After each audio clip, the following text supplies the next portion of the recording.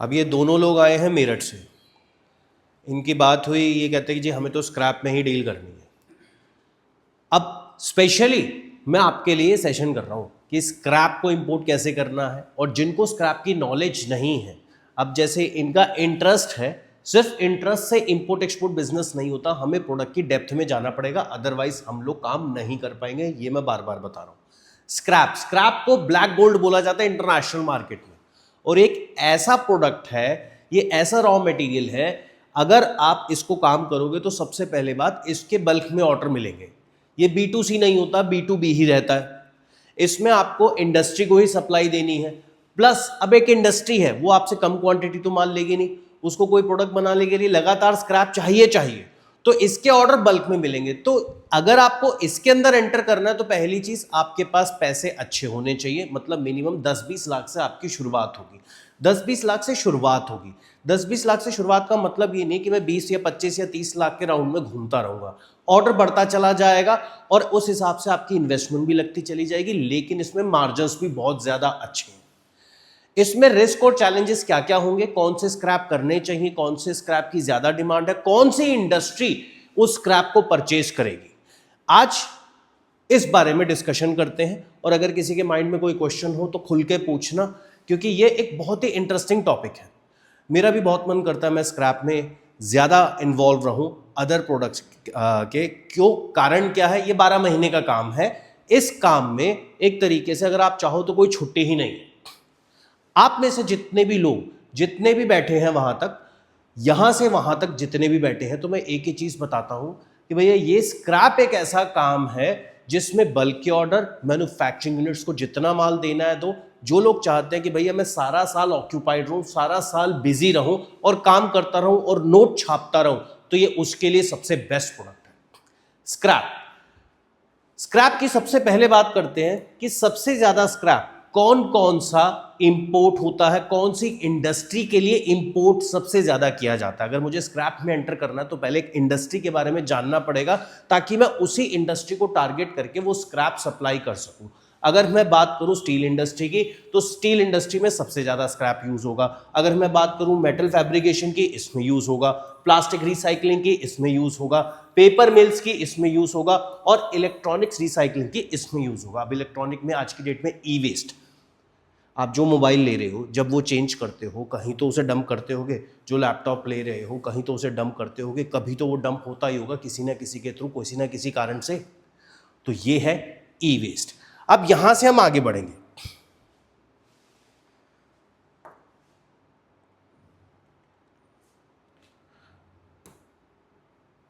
सबसे पहले बात करते हैं हम फेरस मेटल स्क्रैप की। ये फेरस मेटल स्क्रैप कितने टाइप का होता है, मतलब ये कि अगर मुझे मेटल स्क्रैप इंपोर्ट कराना है तो उसमें कौन कौन से टाइप होते हैं, कौन कौन से ग्रेड होते हैं।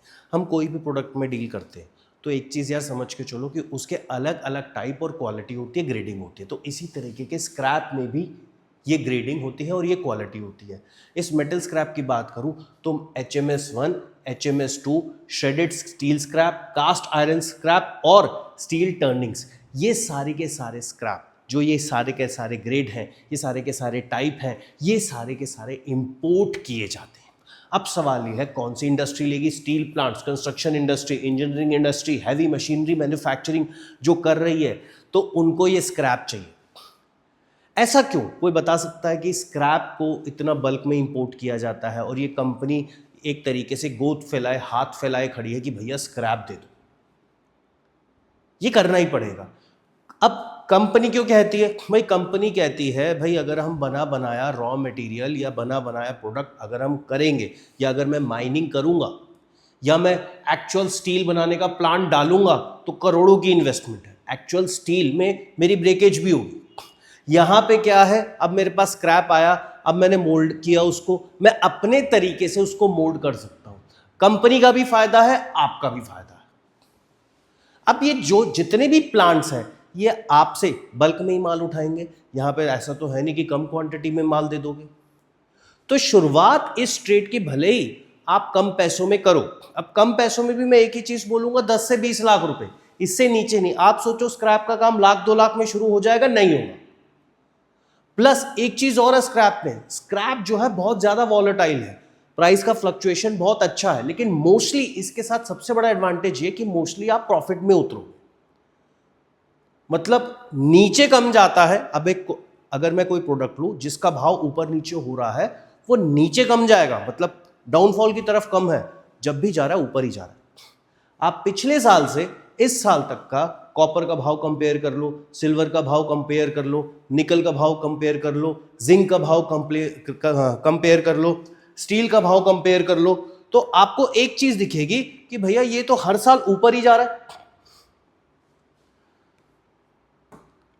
इसके बाद अभी नॉन फेरस मेटल स्क्रैप कौन से होते हैं, इसमें कॉपर स्क्रैप आता है, एल्यूमिनियम स्क्रैप आता है, ब्रास स्क्रैप आता है, जिंक स्क्रैप आता है, स्टेनलेस स्टील का स्क्रैप आता है।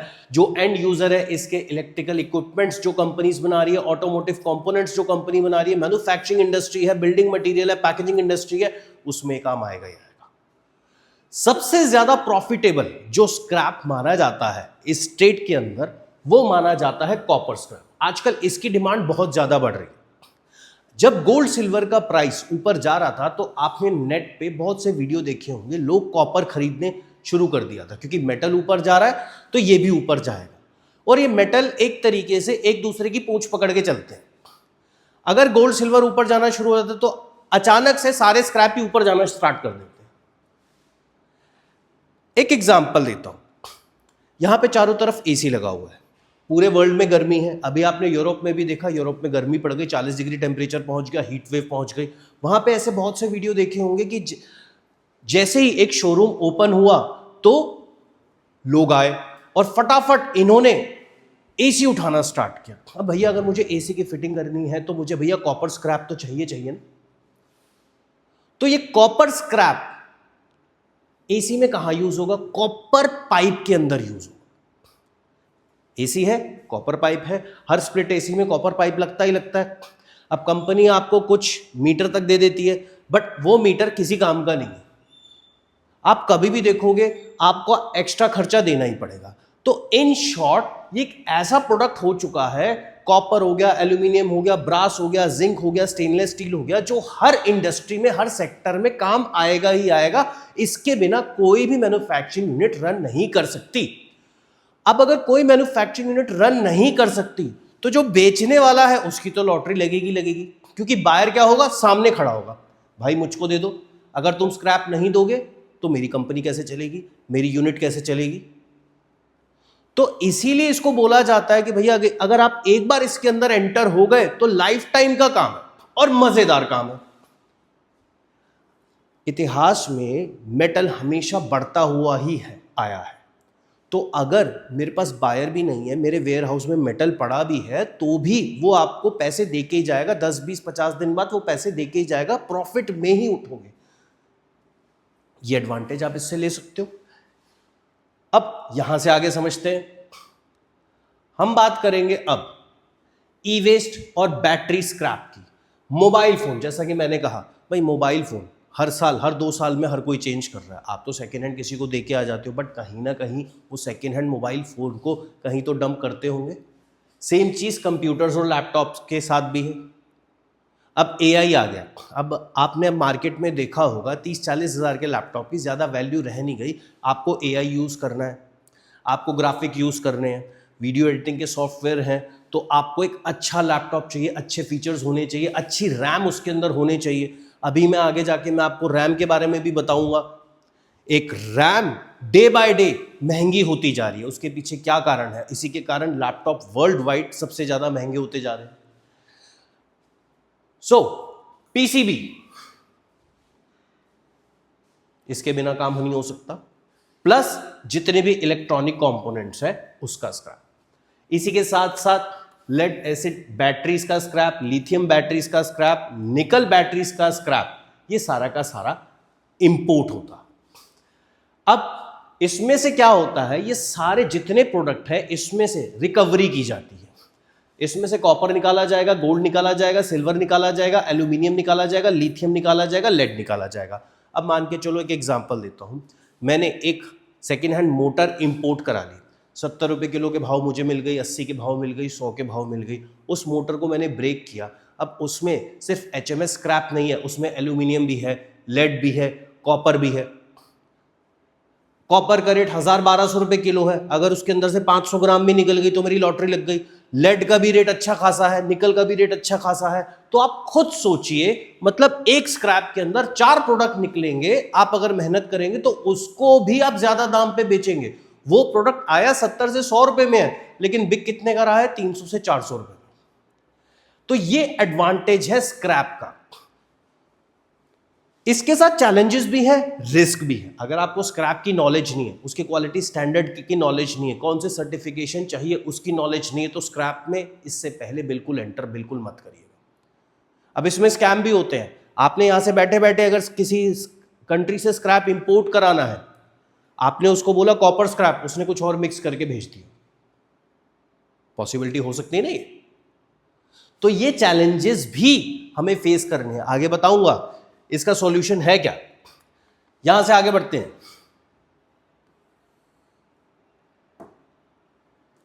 अब आते हैं टेक्सटाइल, रबर और ग्लास स्क्रैप। टेक्सटाइल में cotton waste, fabric cutting waste. अब फैब्रिक कटिंग वेस्ट क्या हो गया भाई? आप जैसे शर्ट बनवा रहे हो, टेलर होता है, फैब्रिक की कटिंग करेगा कैंची से, छोटे छोटे पार्ट्स रह जाते हैं, उस पार्ट्स को इकट्ठा किया जाता है, मार्केट में बेचा जाता है। आजकल ये जो छोटे छोटे स्क्रैप, ये जो कटिंग वेस्ट बन रहा है, आप कहोगे सर इसका क्या बन रहा है? भाई इसकी आजकल ज्वेलरी तक बनाई जा रही है। बेस्ट काम है, आगे बताऊंगा इसको कैसे शुरू करना है, इससे कैसे कमाना है। मतलब स्क्रैप से भी कमाओगे और उससे खुद भी अपने घर में एक प्रोडक्ट तैयार कर सकते हो। अगर आप सोचते हो कि मुझे काम करने के लिए कोई वेयर हाउस चाहिए, भूल जाओ। आपका घर ही अपने आप में एक लैब है, एक वेयर हाउस है। अगर आप घर में ही काम कर लोगे ना, ये चीज समझ गए, तो घर से ही पहला बिजनेस अपना शुरू कर सकते हो। यहां से आगे बढ़ते हैं। रबर स्क्रैप की बात करूं, यूज टायर्स, और उसके बाद है रबर क्रम। अच्छा, यूज टायर सबसे ज्यादा इंपोर्ट हो रहे हैं, रबर क्रम सबसे ज्यादा इंपोर्ट हो रहा है। क्या होता है, जो स्पोर्ट्स के ट्रैक्स बनते हैं उसके अंदर इसका यूज किया जा रहा है। जो आप रोड्स देख रहे हो वर्ल्ड वाइड, आज की डेट में रोड की कंस्ट्रक्शन के लिए भी ये स्क्रैप सबसे ज्यादा यूज किया जा रहा है। तो पहले मुझे ये समझ होनी चाहिए कि मैं कोई भी स्क्रैप अगर इंपोर्ट करा रहा हूं, उसके यूजेस क्या है, उसी हिसाब से मैं मार्केट को टारगेट कर पाऊंगा, अदरवाइज नहीं कर पाऊंगा। अब ग्लास और वुड का स्क्रैप, वुड स्क्रैप और ग्लास का स्क्रैप, ये भी यूज होता है, इसको भी आप मंगवा सकते हो। अब ये कहां पे यूज होगा? रिसाइकलिंग प्लांट्स में, कंस्ट्रक्शन में, फर्नीचर मैन्युफैक्चरिंग में, टेक्सटाइल इंडस्ट्री में, और जो भी गवर्नमेंट के प्रोजेक्ट्स होते हैं उसके लिए। इन शॉर्ट, आप चारों तरफ देखो, आप जिस चेयर पे बैठे हो सकता है वो भी किसी स्क्रैप से बनी हो। आप जो घर में एक डोर यूज कर रहे हो, आप जो यूटेंसिल्स यूज कर रहे हो सकता है वो भी किसी स्क्रैप से बना हो। आगे बढ़ते हैं। अब स्क्रैप के लिए कहां जाना चाहिए? स्क्रैप हमेशा अच्छी डेवलप कंट्रीज में मिलेगा, याद रखना। जितनी ज्यादा डेवलप कंट्री होगी उतना सस्ता और अच्छा मटेरियल। क्यों? इसके पीछे एक लॉजिक है। देखिए, एक चीज समझिए, हमने कहा कि यूएस को हमने एक्सपोर्ट करना है। यूएस कोई भी प्रोडक्ट इंपोर्ट कराता है तो उसके क्वालिटी स्टैंडर्ड सबसे ज़्यादा हाई रखता है, सारे सर्टिफिकेशन होता है। अब वो अगर कोई प्रोडक्ट इंपोर्ट करा रहा है, उसमें से जो स्क्रैप निकला वो भी हाई क्वालिटी का स्क्रैप होगा। हाई क्वालिटी का स्क्रैप उसकी कंट्री में ऐसे पड़ा नहीं रहेगा। क्या होता है कि अगर मैं वेयर हाउस लूंगा और वहां पे स्क्रैप डाल के रखूंगा तो मेरे वेयर हाउस का खर्चा इतना ज़्यादा है, इतना ज़्यादा रेंट है उसका, कि मैं लॉस में आ जाऊंगा अगर मैं उसे ज्यादा टाइम तक वेयर हाउस के अंदर रखूंगा। तो वहां के लोग क्या करते हैं, भाई जल्दी दफा करो स्क्रैप को। तो सबसे अच्छी क्वालिटी का और सबसे कम रेट पे जो स्क्रैप मिलेगा, यूएस, जर्मनी, यूके, जापान। बिल्डिंगें बन रही है, स्काई स्क्रैपर्स बन रहे हैं, इंफ्रास्ट्रक्चर के सारे प्रोजेक्ट्स बन रहे हैं, तो भाई उसमें से स्क्रैप तो निकलता होगा। एक घर जब बनता है, मान के चलो एक प्लॉट है, एक बिल्डिंग है, उस पे बनाई, उस बिल्डिंग को तोड़ा, तोड़ा तो उसके अंदर से स्क्रैप निकलेगा। कोई घर था उसमें वुड भी होगा, एल्यूमिनियम भी होगा, कोई प्लाई भी होगी, कोई कॉपर का भी यूज हुआ होगा, आयरन और स्टील भी होगा, तो वो स्क्रैप निकला। उसके बाद जब मैं दोबारा बनाऊंगा, उसको फैब्रिकेट करूंगा, दोबारा से बिल्डिंग खड़ी होगी, तो उसके अंदर भी जब मैं एंगल्स काटूंगा तो वो जो छोटे छोटे पीसेस हैं, छोटा छोटा उसका डस्ट है, वो भी बेकार है, उसका भी तो काम आएगा ना, तो वो भी तो स्क्रैप निकला। बट जो भी माल पहले लगाया गया ऐसे देशों में, या जो भी माल निकल के आया, इसकी क्वालिटी सबसे बेस्ट होगी, इसीलिए मार्जिन सबसे बेस्ट होगी। तो स्क्रैप भी हर अरे गहरे देश के पास जाके नहीं लेके आया जा सकता। आप कहो कि मैं अफ्रीका चले जाऊं वहां से स्क्रैप लेके आ जाऊं, नहीं, आपको अगर इसकी नॉलेज नहीं है तो काम नहीं कर पाओगे। ऑस्ट्रेलिया, कनाडा, नीदरलैंड्स, बेल्जियम, अगर आप इसमें कहते हैं ना मंझा हुआ खिलाड़ी बनना चाहते हो तो। समझ में आया मेरठ बॉयज? आगे बढ़ते हैं। अब मैंने पहले क्या बताया था कि सबसे ज्यादा डिमांड किसकी है? कॉपर स्क्रैप की। मार्जिन वाली आइटम कौन सी है? इसमें कॉपर स्क्रैप। लेकिन आज की डेट में कॉपर स्क्रैप इतना महंगा हो गया है कि इन्वेस्टमेंट आपकी अच्छी खासी इसके अंदर रहेगी, 1000 रुपए के आसपास है, बीच में तो 1200-1300 रुपए भी चला गया था। तो इसीलिए अब मान के चलो, इसको कैलकुलेट करो, मुझे 20 टन माल मंगाना है, 10 टन मंगाना है, 15 टन मंगाना है, तो उस हिसाब से मल्टीप्लाई करो क्या फिगर आती है। लेकिन हाँ, मार्जिन है, मार्जिन है। Aluminium scrap, HMS steel scrap, brass scrap, OCC paper scrap, pet bottle scrap, plastic scrap, stainless steel scrap, ये पूरी सीरीज बनाई हुई है भैया। आपको किस में किस हिसाब से मार्जिन मिलेगा। शुरुआत में इधर से शुरू हो गए, ये प्रॉफिटेबल सबसे ज्यादा है, उसके बाद ये, उसके बाद ये, उसके बाद ये। अब ऐसा नहीं है कि स्टेनलेस स्टील के स्क्रैप में मुझे प्रॉफिट नहीं होगा, नहीं। मोस्टली अगर आपके माइंड में आता है कि नहीं यार कॉपर स्क्रैप में ही करना चाहिए, ऐसा नहीं होता। आप ये देखो कि आपकी स्टेट में, आपकी डिस्ट्रिक्ट में कौन सी इंडस्ट्री सबसे ज्यादा है। हो सकता है आपके आसपास कोई ऐसी इंडस्ट्री जो कॉपर स्क्रैप का ज्यादा यूज ही ना करती हो, तो मैं तो यही चाहूंगा मैं इंपोर्ट करा के अपने आसपास ही बेचूं। तो मुझे भाई जहां से भी प्रॉफिट मिलेगा मैं वही करूंगा। क्लियर? अब मेन बायर क्या है? Steel plants, metal fabricators, paper mills, plastic recycle, auto components manufacturers, हर जगह पे है। हरियाणा चले जाओ, सबसे ज्यादा फैक्ट्रीज हैं, सबसे ज्यादा स्टील प्लांट आपको मिलेंगे। यूपी चले जाओ, सबसे ज्यादा स्टील प्लांट मिलेंगे। हर स्टेट में आज की डेट में ये प्लांट्स आपको मिलेंगे। आप एक बार बोलो कि मैं आपको स्क्रैप देना चाहता हूं, वो आपको अटेंड भी अच्छे तरीके से करेंगे। तो इसमें माल को बेचना सबसे ज्यादा आसान है। अब आगे बढ़ते हैं। सबसे पहला स्टेप, अगर आपको स्क्रैप में जाना है तो सबसे पहली चीज तो ये सेलेक्ट करना है कि आप जो भी स्क्रैप, जिस स्क्रैप में भी इंटरेस्ट शो कर रहे हो, आपका मन कर रहा है ये करने का, उसका रीजन क्या है, प्लस उस स्क्रैप को इंपोर्ट करा के बेचना कहां पे है, आसपास बेचना है कि किसी दूसरी स्टेट में बेचना है। तो पहले तो ये डिसाइड करना है कि कौन से स्क्रैप की कैटेगरी में मुझे काम करना है। मल्टीपल स्क्रैप में इमीडिएटली आप बिल्कुल मत एंटर करिए, धीरे धीरे स्टेप उठाइए, क्योंकि एक बड़ा बिजनेस है। एक आदमी शुरुआती तौर पे मल्टीपल स्क्रैप में काम नहीं कर पाएगा। तो पहले आइडेंटिफाई करिए कौन से स्क्रैप में काम करना है। फिर उसके बाद मेन दिक्कत क्या है, आपका जो सप्लायर है वो जेन्युइन होना चाहिए। इसके बाद मैं आपको बताऊंगा सप्लायर जेन्युइन है या नहीं, ये कैसे पता लगेगा। यहां से बैठे बैठे उसको वेरीफाई करने के तरीके क्या क्या है। ये बंदा आपके बिजनेस की रीढ़ की हड्डी है, तो सबसे पहले इसकी भी आपको जांच पड़ताल कर लेनी है। उसके बाद क्वालिटी इंस्पेक्शन और स्पेसिफिकेशन। भाई ऐसा है वो स्क्रैप जो दिखा रहा है उसके अंदर कोई मिक्स माल तो नहीं लगा दिया, कॉपर महंगा है, उसके अंदर कोई और किसी चीज का कूड़ा ठूस के दे दे, गए काम से। ये चीजें सबसे ज्यादा होती हैं। इसके बाद ये बताऊंगा कि इन चीजों से बचना कैसे है, क्या क्या इक्विपमेंट्स होते हैं, क्या क्या क्राइटेरिया होता है इसको चेक करने का। अब प्राइसिंग, अच्छा स्क्रैप की मार्केट में एडवांस पेमेंट में ज़्यादा काम होता है, कैश में ज़्यादा काम होता है। आप स्क्रैप परचेज करोगे वो भी आपसे कैश मांगेगा, आप बेचोगे तो भी आपको कैश में बेचना है, क्रेडिट में बिल्कुल नहीं बेचना, क्योंकि डेली का भाव होता है ऊपर नीचे। तो इसीलिए क्रेडिट में इसमें काम नहीं करना। एक नए बिगिनर को देख के लोग बोलते हैं मार्केट में, भैया हम तो उधार लेते हैं 15 दिन 20 दिन की। आपको ऐसे सप्लायर बोलेगा, जिसको बेचने जाओगे ना यहाँ पे कि यहाँ तो उधार चलता है, उसको कहो भाई जहां से मिलता है वहां से ले ले, अपने आप आएगा वो, आज नहीं तो कल, क्योंकि वो देखेगा मार्केट में आप आ रहे हो, आप मेरे कंपेटिटर के पास जाओगे, अगर वो आपको एडवांस देगा, आप 2 रुपए किलो सस्ता कर दोगे, मेरी मार्केट गई।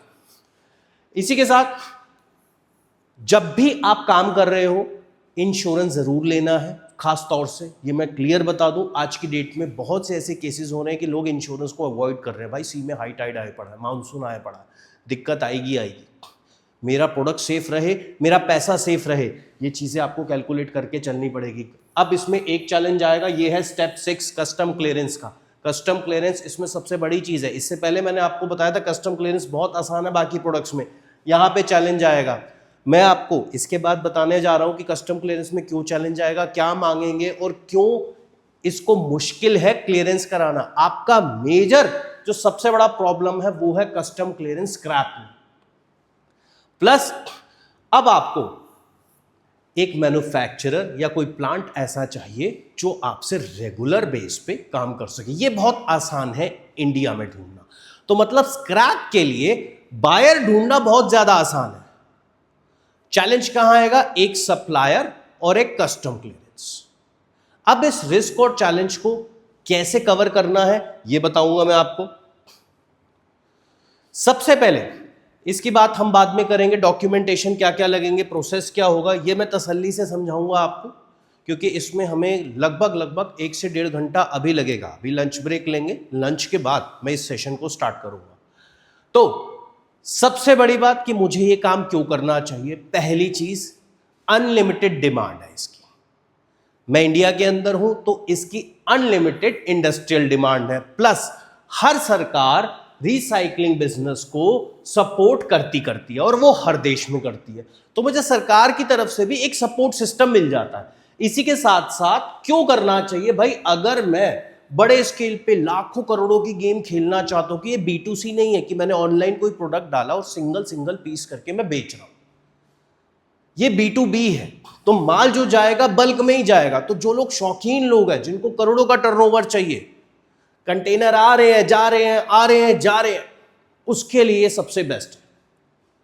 प्लस अब इसमें क्या है, आज एक मैन्युफैक्चरिंग यूनिट है, कल परसों फिर खुलेगी, तो ऑटोमेटिकली मैन्युफैक्चरिंग यूनिट कोई भी हो, उसे कहीं ना कहीं से कोई ना कोई स्क्रैप चाहिए। प्लस अगर एक स्क्रैप में मंदी आई तो दूसरे में तेजी है, एक की डिमांड कम हुई तो दूसरे की डिमांड ज्यादा आ जाएगी। तो मतलब ये कि जैसे हम कहते हैं ना, बिल्कुल ही मंदा छाया हुआ है। आपके पास एक और चीज है, भैया कॉपर में काम नहीं कर रहा तो मैं सीधी सी बात है OCC में काम कर लेता हूं, तो कहीं ना कहीं आप शिफ्ट भी हो सकते हो इजीली। आप अगर आपकी खुद की फैमिली है, खुद के बच्चे हैं, एक बंदा मेटल में काम कर रहा है, एक बंदे को OCC में लगा दो, एक बंदे को प्लास्टिक में लगा दो, एक बंदे को ग्लास के स्क्रैप में लगा दो, तो इमेजिन करो आप कितना बड़ा अपना बिजनेस कर सकते हो, और 12 महीने चलेगा।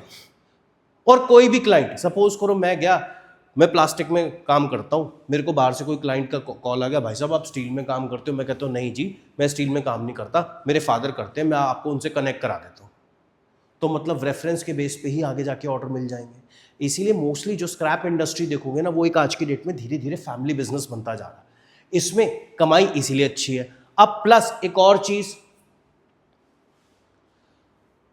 एक मैन्युफैक्चरर है या एक सप्लायर है, इससे आपके हमेशा लॉन्ग टर्म रिलेशनशिप बनते हैं। उसको पता है आप उसका माल लेने वाले हो, और आपका जो बायर है, जो मैन्युफैक्चरिंग यूनिट है, उसको पता है माल देने वाले हो।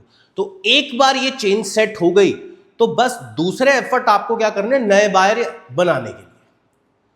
ये पुराने चेन जो है इनमें से कोई नहीं जाएगा। भाई अगर मैं सप्लायर हूं तो आप मेरे बायर हो, मैं आपको नहीं छोड़ूंगा। और अगर मेरी खुद की मैन्युफैक्चरिंग यूनिट है तो भाई रॉ मटेरियल आप सप्लाई कर रहे हो, सरदर्दी आप ले रहे हो कस्टम क्लियरेंस की, डॉक्यूमेंटेशन की, मेरे लिए सरदर्दी नहीं है। मुझे 2, 5, 10 रुपए किलो एक्स्ट्रा भी देना पड़े, मैं अपनी फैक्ट्री से नहीं निकल सकता, तो भाई आ जाओ, देते जाओ। अब एक इंफॉर्मेशन आप लोगों के लिए जो वीडियो के माध्यम से हमसे जुड़े हुए हैं, हमारी इंपोर्ट एक्सपोर्ट बिजनेस की ट्रेनिंग में कोई बुक और कोई थ्योरी का यूज़ नहीं किया जाता। ये ट्रेनिंग 100% प्रैक्टिकल और लॉजिकल होती है। कल ये सारे पोर्ट के अंदर जाएंगे और पोर्ट के एक्सपर्ट्स द्वारा ट्रेनिंग लेंगे और कस्टम क्लियरेंस और शिपिंग का प्रोसेस सीखेंगे। अगर आप स्टूडेंट हो, बिजनेस ओनर हो, ट्रेडर हो, वर्किंग प्रोफेशनल हो या फिर मैन्युफैक्चरर हो, मेल हो फीमेल हो, किसी भी एज ग्रुप की हो, कोई भी इंपोर्ट एक्सपोर्ट बिजनेस शुरू कर सकता है। बेसिक से लेकर एडवांस लेवल तक हम आपको सिखाएंगे इंपोर्ट एक्सपोर्ट बिजनेस कैसे किया जाता है, कौन से प्रोडक्ट में करना चाहिए। अगर आपको प्रोडक्ट की बिल्कुल नॉलेज नहीं है तो घबराइए मत, हम आपको बताएंगे एक्सपोर्ट के लिए बेस्ट प्रोडक्ट कौन से हैं और इंपोर्ट के लिए बेस्ट प्रोडक्ट कौन से हैं। फर्म बनाने से लेकर डॉक्यूमेंट्स बनाने तक, लाइसेंस लेने तक, कस्टम क्लियरेंस तक, शिपिंग तक, उसकी पैकेजिंग तक, अगर बायर ने आपसे क्वालिटी स्टैंडर्ड सर्टिफिकेट मांगे तो वो कैसे लेने हैं, गवर्नमेंट से इंसेंटिव कैसे लेना है, लोन कैसे लेना है, ये सारी चीज़ें हम आपको प्रैक्टिकली अपनी इस ट्रेनिंग के दौरान सिखाएंगे। तो दिल्ली में हमारी जो ट्रेनिंग होने जा रही है 23 से 25 जुलाई 2026, कोलकाता में होने जा रही है 6 से 8 अगस्त 2026 और मुंबई में होने जा रही है 13 से 15 अगस्त 2026 को। तो स्क्रीन पे आपके ये नंबर आ रहा होगा, इस पे कॉल करके आप आज ही रजिस्ट्रेशन करा सकते हैं और कोई भी ट्रेनिंग अगर ज्वाइन करना चाहते हैं तो अगर आप फ्लाइट से आ रहे हैं, ट्रेन से आ रहे हैं, अभी ही टिकट बुक कर लीजिए, क्योंकि बाद में लोगों को टिकट नहीं मिल पाती। तो इस वीडियो में इतना ही, मिलता हूं अगले वीडियो में, तब तक के लिए जय हिंद।